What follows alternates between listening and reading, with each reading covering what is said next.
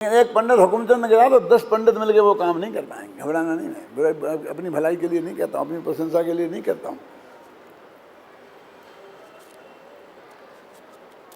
कल अभय जी थे कि नहीं थे, शांति जी थे, वो प्रोफेसर क्या बोल रहे थे, या आपके यहाँ प्रोफेसर यहाँ से गए थे, मेरे घर आए थे चाय पीने, जो मैं सबसे आप लोगों से कहता हूँ वो मेरे से कह के गए हैं कल। क्या कहा शांति, तुम सुनाओ, मैं नहीं सुनाऊंगा। ये बोल के गए वो कि आपने जो फौज खड़ी की है ये मुमुक्षुओं की सभा में और त्रिकाली धूप समझाने में तो बहुत ट्रेंड कर दी है आपने, लेकिन ये पब्लिक मीटिंग में 5 मिनट नहीं बोल सकते, ये 10 मिनट नहीं बोलते, ये ट्रेनिंग क्यों नहीं देते हैं?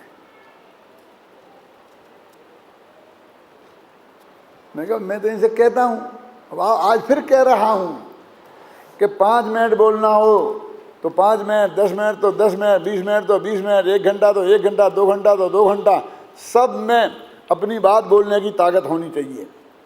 और मुमुक्षुओं में तो मुमुक्षुओं में, सोनगढ़ियों में तो सोनगढ़ियों में, जयपुरियों में तो जयपुरियों में, मुनिपंथियों में तो मुनिपंथियों में, हिंदुओं में तो हिंदुओं में, मुसलमानों में तो मुसलमानों, जिस वक्त भी आपको टीवी पे बुलाए तो आप जो भी बोलना है उन सब के लिए बोल सकते हैं, ऐसी ऐसी क्षमता पैदा करो। उन्होंने कहा था, मैं भी कहता हूँ, क्यों क्या है आपके पास ज्ञान का भंडार है, आप कितने उत्कृष्ट कोटि के विद्वान हैं। मैं देख देख के कभी नहीं, जब मुझे ऐसा लगता है कि ये बातें मुझे भी नहीं आती हैं जिनको आती हैं, जी इतने इतने अच्छे, इतनी अच्छी स्मृति है, एक पूरे के पूरे ग्रंथ के ग्रंथ रट लिए, तैयार कर लिए, सुना दिए, बता दिए, है ना, क्या नहीं कर सकते हैं ये, तो ये कला नहीं, ये भी कर सकते हैं। मेरे कहने का अर्थ ये है कि भाई इसमें लगाने वाले बहुत हैं। मैं कोई मुकदमा लड़ना हो तो वकील बहुत मिलते हैं, इलाज करना हो तो डॉक्टर बहुत मिलते हैं, सेवा करना हो तो उसके लिए भी बहुत मिलते हैं, तो लेकिन तुम जो ज्ञान की बात है इसके लिए तुम ही हो, तुम अकेले हो, समझे? ये जो पढ़ने के काम में करने के लिए तुम अकेले हो, तुम्हारी जगह दूसरा नहीं मिलता है, और सब बाज़ार में बिकते हैं, बाज़ार से मिलते हैं। क्या है, वकील खरीद लो, डॉक्टर खरीद लो, सब खरीद लो, इंजीनियर खरीद लो, बिल्डिंग वो बनाएगा ना बढ़िया से बढ़िया है? मैं एक बात कह के ख़त्म करता हूँ कि बाबू भाई के यहाँ पंचकल्याणक था, है ना, कौन बाबू भाई के गांव में, तो उन्होंने सारे नेताओं को इकट्ठा किया था, तो साहू जी भी आए थे। और भाग्य की बात यह है कि साहू जी और मेरे को बाबू भाई ने अपने घर में, जो उनका नया घर था उसमें ठहराया था, बगल बगल के कमरे में हम ठहरे थे, मैं और साहू शांति प्रसाद जी। उन्होंने 2 बातें मेरे से कही। एक देखा कि साहब आप जैसा पंडित हमको कोई एक दिलाओ, हमने अपनी किताबों की उन्होंने बहुत प्रशंसा लिखी थी, उस वक्त आपको मालूम छपी है उसमें। और दूसरी ये बात कही थी कि भगवान महावीर का निर्माण वर्ष चल रहा है, तो इस निर्माण वर्ष में इसके लिए पैसे की ज़रूरत है, तो आप लोगों के विद्वानों को कुछ पैसे का इंतजाम जगह जगह से कराना चाहिए। साहू जी ने मेरे, तो पहली बात का तो मैंने कोई जवाब नहीं दिया, और दूसरी बात का मैं साहू जी एक बात कहूँ कि हाँ, कि आपको एक क्षण ऐसा विकल्प आ जाए कि 1 करोड़ रुपए की ज़रूरत है बहुत, तो आप एक क्षण में एक पेन लेके चेक लिख के 1 करोड़ रुपये दे सकते हैं। एक क्षण आपका, एक मिनट भी खर्च नहीं होगा। और पंडित हुकुमचंद 1 करोड़ रुपया करने के लिए निकलेगा तो सारी ज़िंदगी इसकी निकल जाएगी, फिर भी 1 करोड़ कर पाएगा कि नहीं कर पाएगा, और ये पंडित से भिखारी बन जाएगा। ये मैं कहा साहू जी को, मैं एक साथ की गद्दी पे बैठ के कह रहा हूँ, टीवी फिल्म बन रही उस पर कह रहा हूँ मैं, समझे ना। मैंने उनसे कहा कि ज़िंदगी इसकी निकल जाएगी और फिर ये 1 करोड़ इकट्ठा नहीं कर पाएगा, और जो काम आप मेरे से कराना चाहते हैं उस काम को करने वाले हजारों लाइन लगा के मिलेंगे, लेकिन जो काम मैं कर रहा हूं उस काम को करने वाले को हिंदुस्तान में आपको ढूंढने में नहीं मिलेंगे। आप मेरा मनुष्य बर्बाद क्यों करना चाहते हैं? सच बोलते उन्होंने इतने गंभीर हो गए, इतने गंभीर हो गए, और उन्होंने कहा कि नहीं, मैं पंडित जी आपसे निवेदन करता हूं, आप तो अपना ही काम कीजिए, ये काम हम कर लेंगे, करेंगे, बढ़िया करेंगे, हम करेंगे, हम करेंगे, आपको करने की ज़रूरत नहीं है। ये सही, मैं आप लोगों से ये कहना चाहता हूँ, ये काम आप लोगों को करने की बिल्कुल ज़रूरत नहीं है, करने वाले बहुत हैं, बहुत आएगा। आप जो काम कर सकते हैं वो कोई नहीं कर सकता।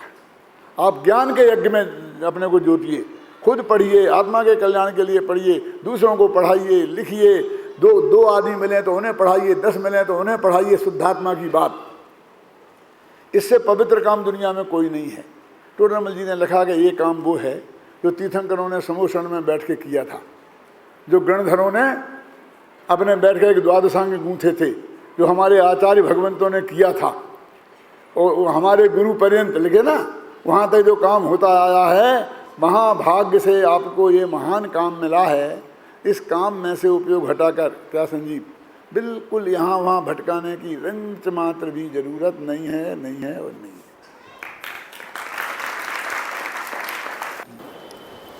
समय सार परमागम की 34वीं 35वीं गाथा की टीका चल रही है। इस गाथा की टीका को और गाथाओं को भी आप बारीकी से पढ़ेंगे तो इसमें 3 तरह के कथन आते हैं एक ही गाथा में। एक ये आया कि जब इस आत्मा ने ये जाना कि ये स्त्री पुत्रादि शरीरादि रागादि भाव मैं नहीं हूँ, मेरे नहीं हैं, तो शीघ्र ही अचिरात वो उनको छोड़ देता है। एक वाक्य तो ये आया। दूसरा वाक्य आया कि तत्काल छोड़ देता, उसी समय छोड़ देता है। और तीसरा आया कि वो समझ में आया कि नहीं, उसके पहले ही छोड़ देता है। पढ़ लेना आप, मैं निकाल के भी पढ़ के सुना सकता हूँ आपको। और फिर मैंने जो इसकी बाद में अपनी कमेंट्री लिखी है उसमें सब इसके बारे में दिया है कि क्या कहना चाहते हैं, उसका निष्कर्ष निकाल करके दिया है। मैं अभी पढ़ के आपको बताऊंगा। 3 बात कहते हैं, तो पहले छोड़ देता है कि उसी वक्त छोड़ देता है कि बाद में छोड़ता है? और चौथी बात क्या लिखी रमेश, कि छोड़ता फोड़ता है ही नहीं, छोड़ने की बात तो नाम मात्र है। अब क्या करेगा?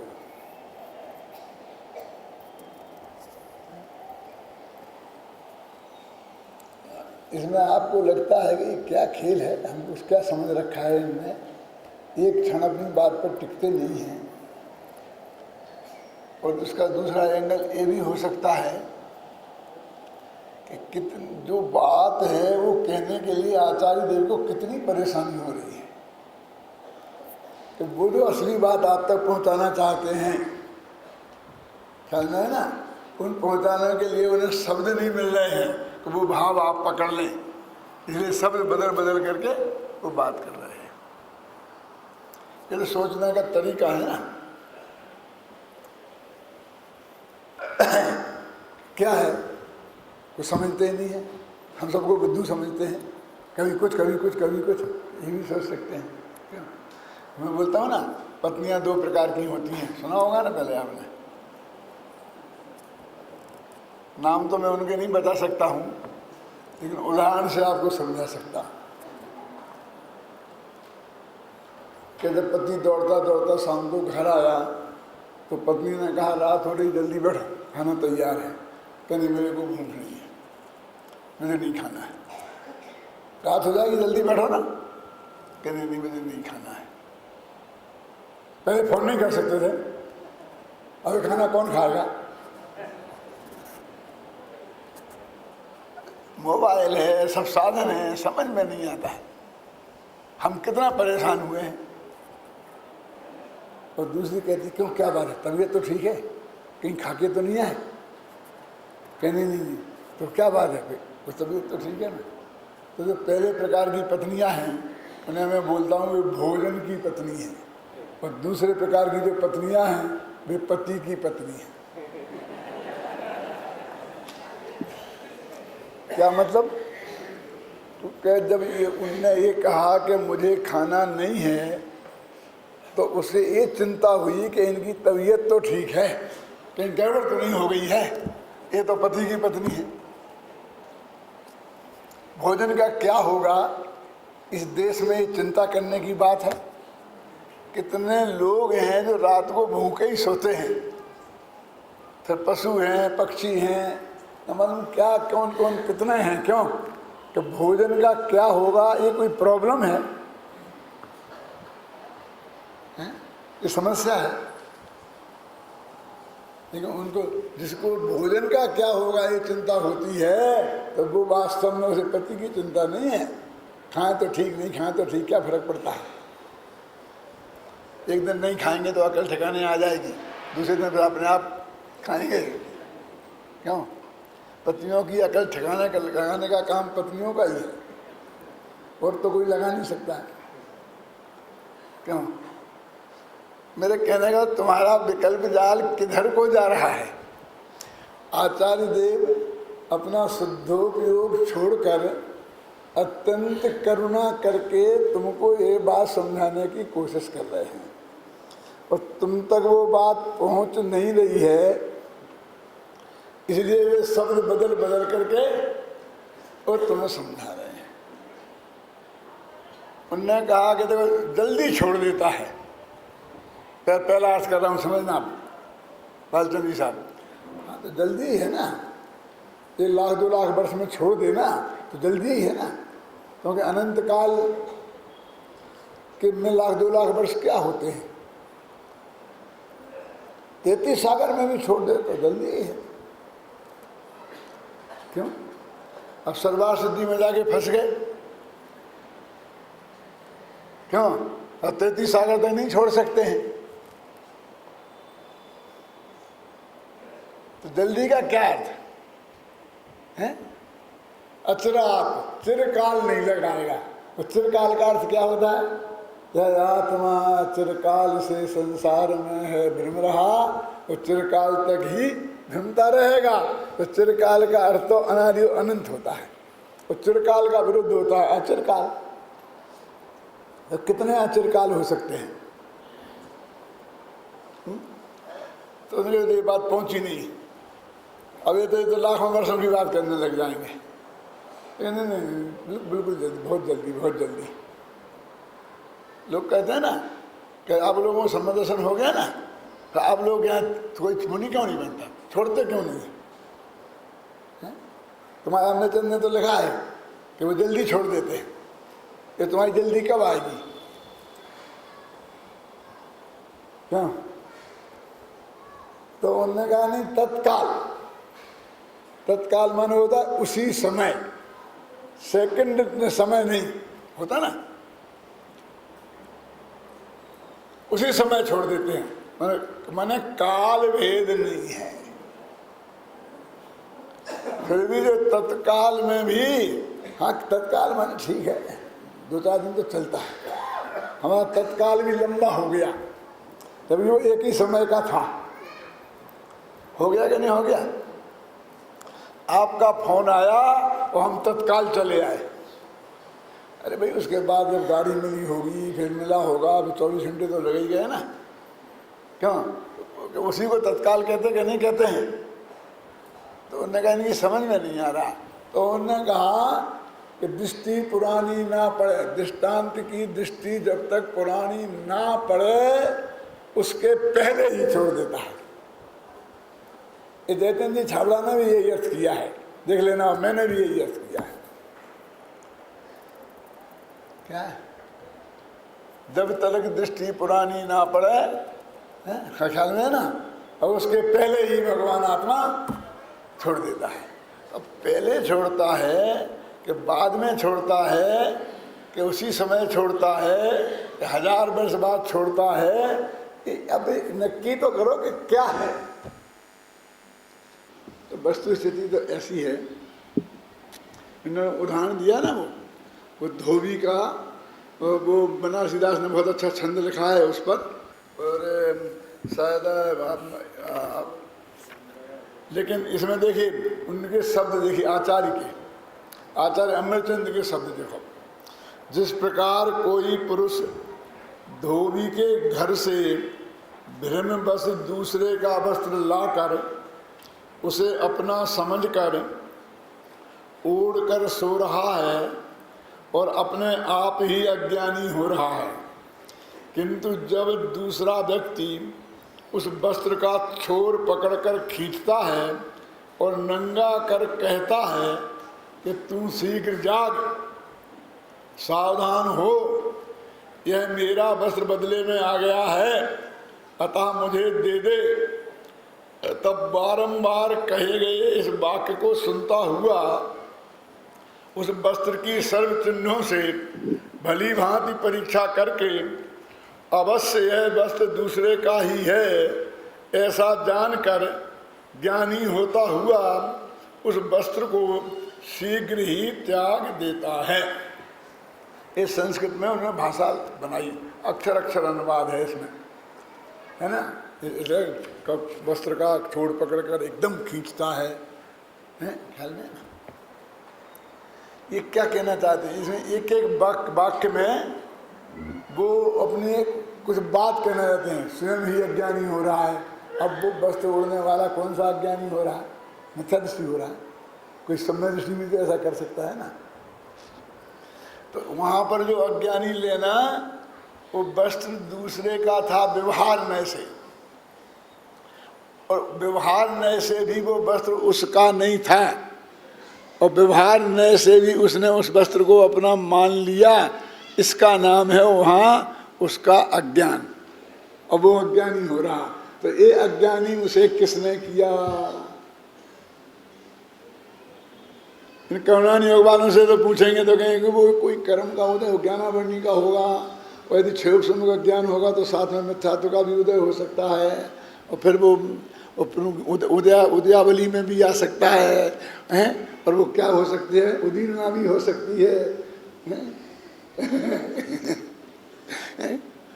वो कहते को कुछ नहीं, वो जो कुछ भी होगा एक गणित ने लगाने दो, वो सब निमित्त होगा, और उससे कुछ नहीं हो रहा है, वो स्वयं ही अज्ञानी हो रहा है, क्योंकि उस वस्त्र को उसने स्वयं ही अपना मान रखा है और दूसरे का था। तो उसमें कोई कर्म का उदय नहीं होगा, होना होता रहेगा, हमें क्या लेना देना कर्म के उदय से। गुरुदेव एक बात कहते थे, तो आपने उनका उत्तर सुनो, यदि नहीं होता है तो फिर लिखा ही क्यों है कि उस कर्म के उदय से होता है। ये प्रश्न उनके सामने आता था, तो मैं पूछ लूँ ये कि उनका क्या उत्तर रहता था। इसमें भूतपूर्व और भूतपूर्व सब फेल हो जाएंगे।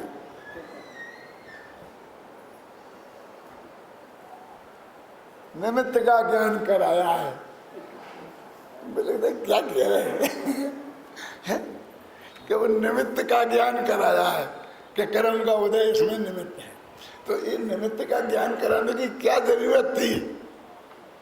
तो इतना बड़ा पोथन ने तुम्हें खड़े कर दिए, समय सार के भी पहले लिख लिख कर, क्यों सचखंडागम। उस निमित्त का ज्ञान कराना इतना क्या जरूरी था? संदीप क्या निमित्त का ज्ञान कराया है क्या?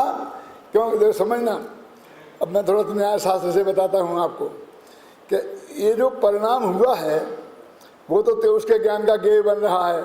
अपन कहते हैं वो सूक्ष्म है, कहते ना, और कर्म का उदय जो भी पुद्गल की पर्याय है वो मूर्त है, तो इसलिए वो है स्थूल। ऐसी हमारी जगत की मान्यता है। आचार्य कहते हैं ऐसा नहीं है, ये राग भाव स्थूल है और वो कर्म का उदय सूक्ष्म है, क्योंकि हमारे ज्ञान का गेय बन रहा है और कर्म का उदय हमारे ज्ञान का गेय नहीं बन रहा है। ये हमारे प्रत्यक्ष ज्ञान का गेय बन रहा है, ये हमारे अनुभूति का विषय बन रहा है, और उसके सत्ता हमने अनुमान से जानी है। निमित्त का ज्ञान निमित्त है, वो हमें नहीं दिखता वो कर्म भरम। और अनुमान भी, घबराना नहीं जरा, आगमाश्रित है। अभी थोड़ी समझते हैं, न्याय की भाषा समझते हैं, तो हमारे समझने वाले 500 में बहुत हैं। ये भूतपूर्व सब आ गए, ये मौजूद हैं। क्यों?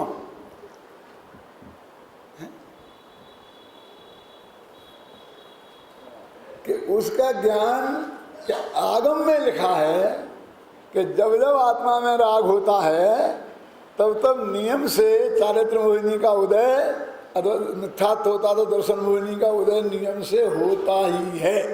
तो ये जो व्याप्ति ज्ञान आया, समझना आप थोड़ा, ये व्याप्ति आपको कहां से मिली?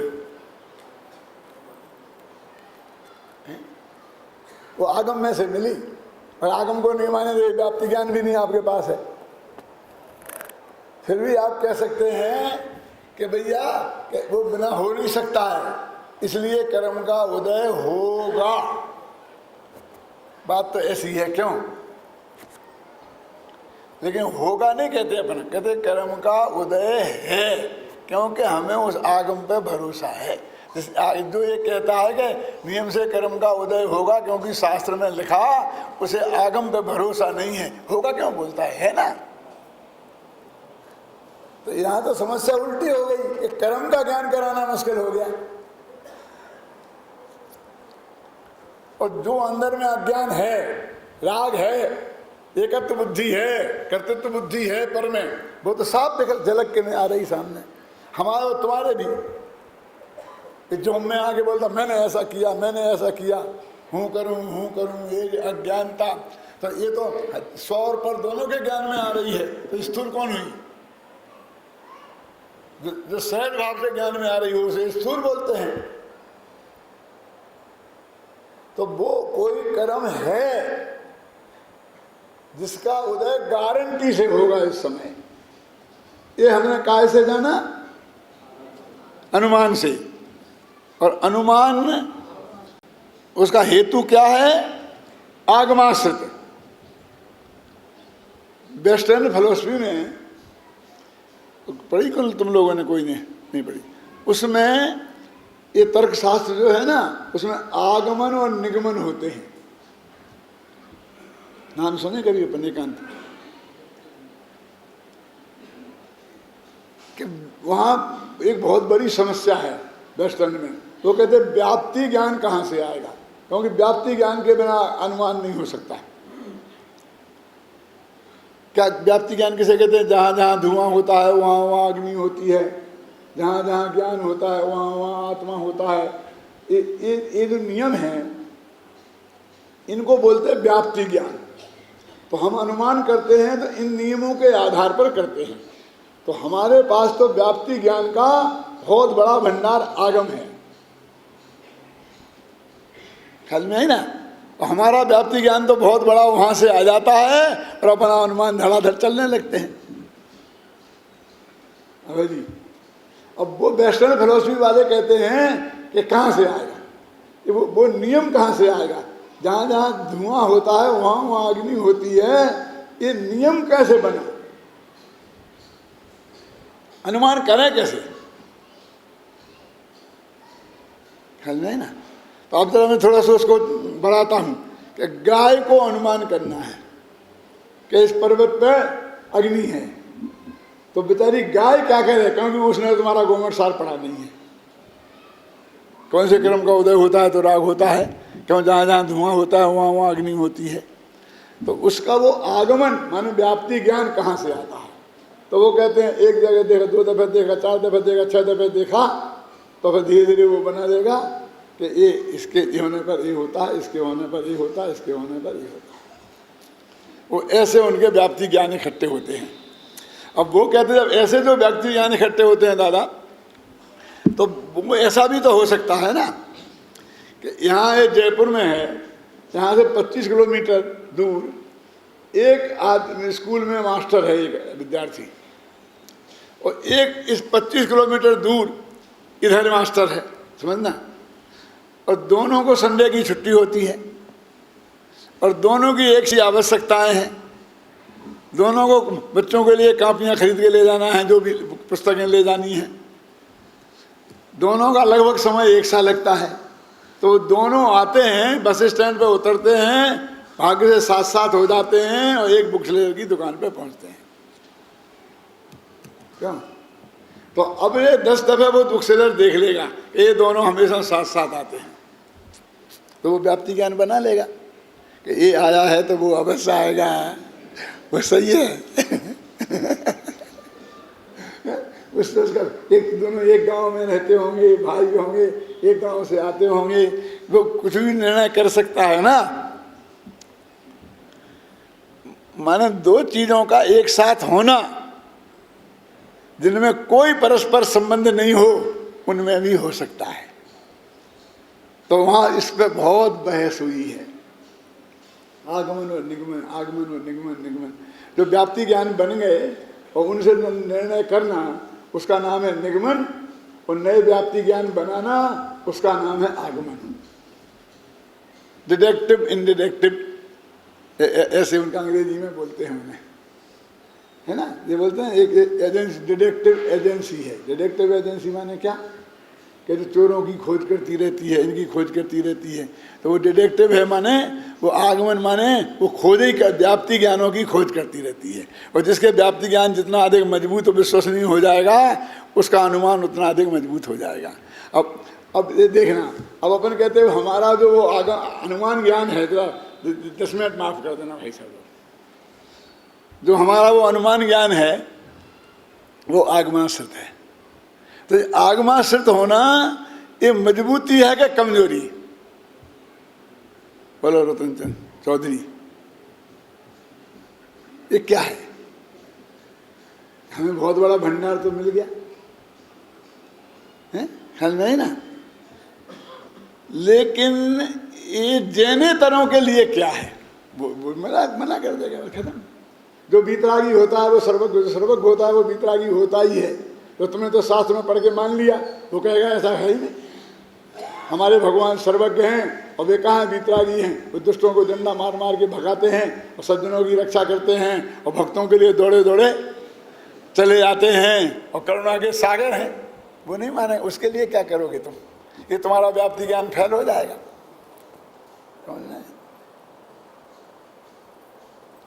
तो आगमाश्रित हेतु इसे बोलते हैं शास्त्रीय भाषा में। तो आगमाश्रित हेतु वाद विवाद के लिए सबसे कमजोर चीज है,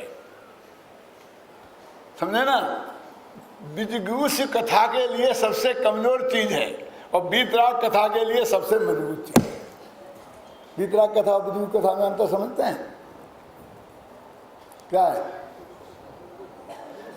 जो प्रतिवादी को जीतने के लिए की जाती है विरोधी से, उसको बोलते हैं बीजगूष कथा, जीतने की इच्छा से की गई कथा। और बीतराग कथा उसे बोलते हैं जो तत्व की चर्चा हम आपस में करते हैं, गुरु शिष्य को समझाने के लिए करता है, एक दूसरे को समझाने के लिए करता है, उसे बोलते हैं बीतराग कथा। तो अपनी ये बीतराग कथा चल रही है, किसी को जीतना हराना नहीं है, ख्याल में है ना। तो कहते बीजगूष कथा के लिए वो बिल्कुल बेकार है। जितने आगमाश्रित हेतु हैं वो सब एक तरफ रख दो। वो कहेगा, तुम कहोगे हमारे शास्त्र में ऐसा लिखा है ना, वो कहेगा हमारे शास्त्र में ऐसा लिखा। क्या करोगे आप? तुम्हारा आगम प्रमाण है तो हमारा आगम प्रमाण क्यों नहीं है ना। तो इस दृष्टि से वो आगमाश्रित जो आगम के आधार पर हैं, तो वो कहते हैं कर्म का ज्ञान। अभी मूल मुद्दा क्या चल रहा था? गुरुदेव ये कहते हैं कि निमित्त का ज्ञान कराया है। अब ये निमित्त के ज्ञान गुरुदेव इतना समझते होंगे जितने ने समझा। अरे सब समझते थे गुरुदेव, आप समझते होते तो आपको पता चलता था कि गुरुदेव समझते हैं कि नहीं। अब आप नहीं समझते हैं, तुमने कितनी समझदारी की बात की है उसका पता आपको नहीं लगता है।